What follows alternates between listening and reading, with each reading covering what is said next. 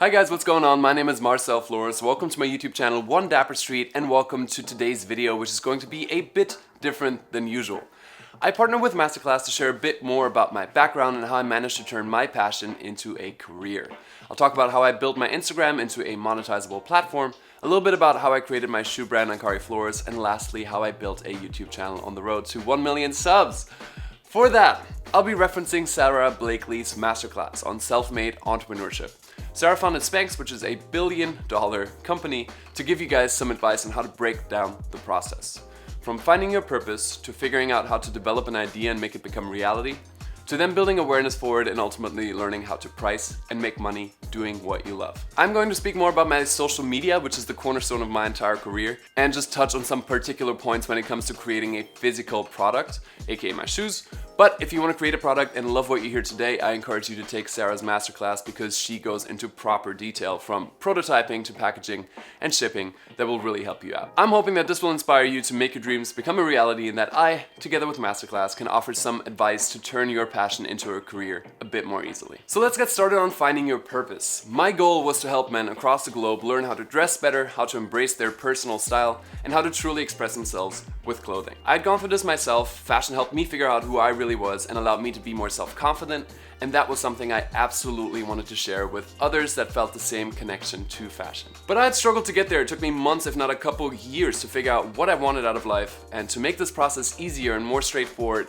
you want to look at 3 things that Sarah lays out beautifully in the first lesson of her class. Your purpose is the intersection of what you enjoy, what you're good at, and how you can serve the world. Let's call that last part the why. And the why is ultra important because even if you're going to follow your passion, there's going to be tough times, there's going to be days where you feel lost, overwhelmed, and you just want to quit. Been there many times. And for me, the why has always been the reason to pull through and what made the difficult times easier. Sarah suggests break out a piece of paper and start writing down the things you love, then a list of things you're good at, and then what moves you deeply. Things that you feel you truly want to make an impact on to get an idea of where your purpose lies. Once you find your purpose, you have to figure out what direction you want to take it in. If we take mine, for example, helping guys dress and feel better, I could have done a myriad of things. I could have gone and started a clothing line, I could have created a magazine, I could have become a personal stylist, but for me, what made the most sense was starting a fashion blog. Around that time in early 2013, there was a much bigger niche for that. Obviously by today there's a bunch of influencers, but back then I had an idea and there really wasn't much of a solution out there for guys.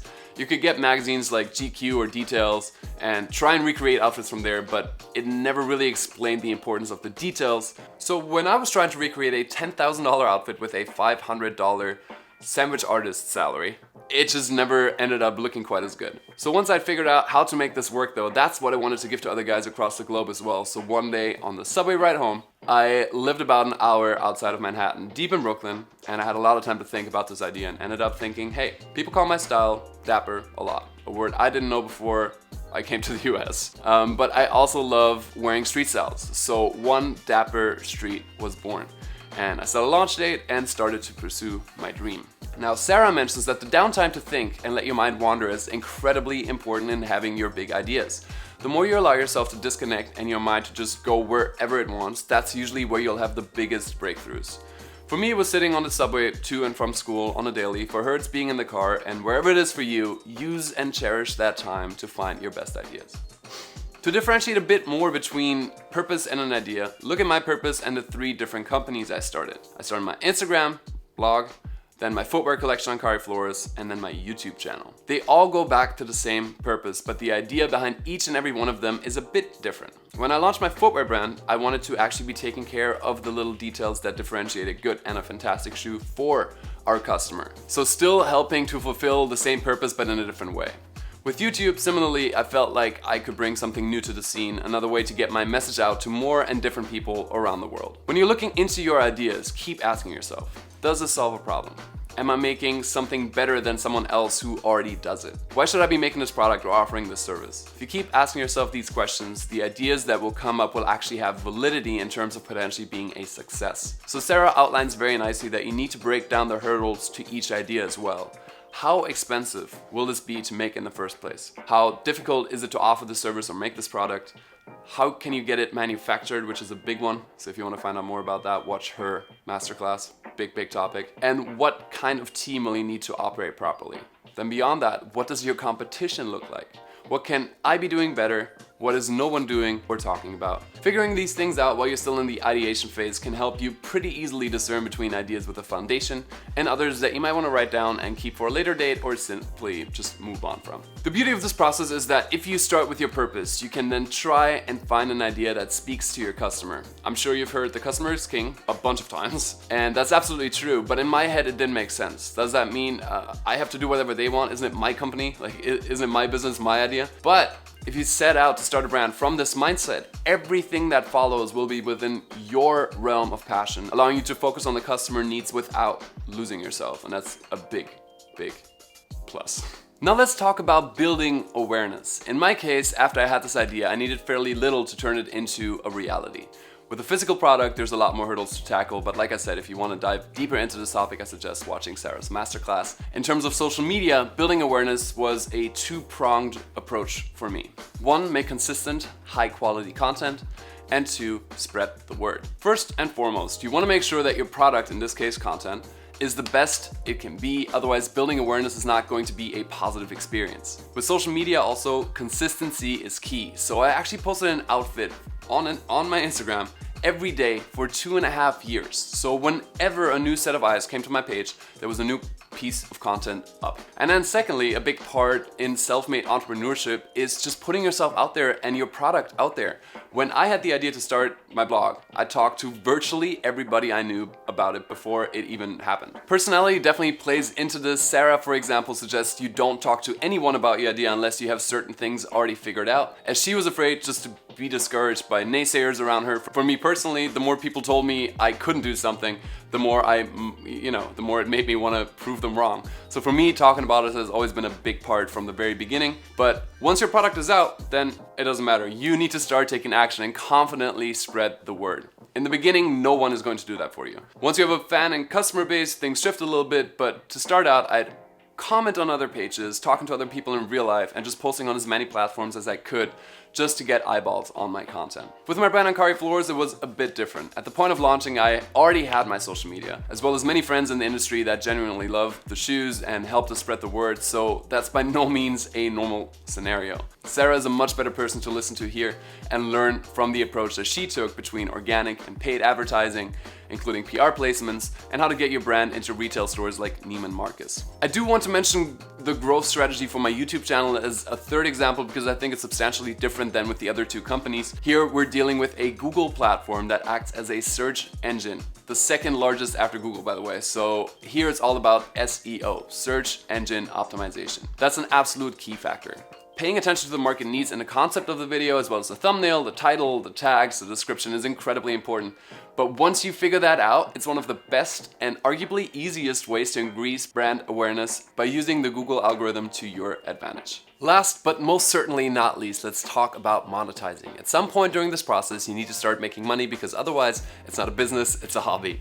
So this part is truly what turns your passion into a professional career. The first step here is to know your own or your product's worth. If you don't feel confident in what you have to offer, it's going to be hard to try and take money for it. But if you followed this process properly, you should have a product or service that you actually believe in. So my first ever Instagram post was for $70 for a pair of rubber shoelaces. I had absolutely no idea how to price. This was an entirely new industry and I couldn't really ask anybody for advice. Eventually my rates increased and about a year into the process I booked my first big opportunity, and the pricing for that was set by the client, and once I had my first point of reference, I kept building from there. About a year later, I would charge 3 times the amount of the initial first gig for one Instagram post, when others with more followers would charge a fraction of that. And I got the question a lot, like, why are you more expensive than other people? And my response was always the following. From day one, I looked at my followers as people that needed help with clothing. I'm not a model that got 200,000 followers because he looks great. I had my followers because people had a reason to follow me, and that was clothing. So I didn't care about the absolute numbers. I knew respectively I had more people that would actually be interested in the outfits I'm wearing and to potentially invest in some of those pieces. So this question and answer process was key in establishing myself as a proper fashion blogger in the industry. The concept behind this here is perceived value. A higher price point will usually cause someone to ask more questions to try and understand why the higher price point is justified. And this is where you can show off the value that you want to create for your customers. Sarah tells this amazing anecdote when she used to sell a fax machine and they'd be just as good, if not better, than her competition, but at a lower price point. Only issue was she didn't have a brand name. So she'd cold call and meet a wall. People would stick with the name brand, even if it was more expensive. Then she tried again, this time at the same price point, and same result. And lastly, she priced her machine higher than her competition, and all of a sudden people wanted to know what made the product worth more than the big name, and bingo. So price plays a big role in the way your product is perceived. With Ancari Floors, we make handcrafted shoes straight out of Italy with amazing Italian leathers, and we know that our shoes still cost a lot of money, but at the end of the day, competitive brands with a bigger brand name offer the same quality at double the price and upwards. So we know the value we offer, but we have to communicate the details to make our customer perceive the shoes and the value behind them differently. I hope this gave you guys a solid idea of the path I walked to get to where I am today. You can spend years trying to learn these things on your own like I did, or you go about it a bit smarter and get info from some of the world's experts in their respective field to learn from their mistakes and to make your journey easier. If that sounds good to you, sign up for Masterclass now and give this beautiful gift of self-development to a friend for free. So it's buy one, get one free. Whether you want to learn more about business, or you want to learn beat production by Timbaland, or dive deeper into style with Tan Francis, Masterclass has amazing people, literally titans of industry, sharing their wisdom and stories, and I honestly find it hard to put a price tag on that. I hope you guys enjoyed the video and got some inspiration to take action towards fulfilling your dream. And if you have any questions, feel free to drop them down below. Thank you guys very much for watching. I'll see you very soon with the next one. Until then, as always, stay dapper. Bye y'all.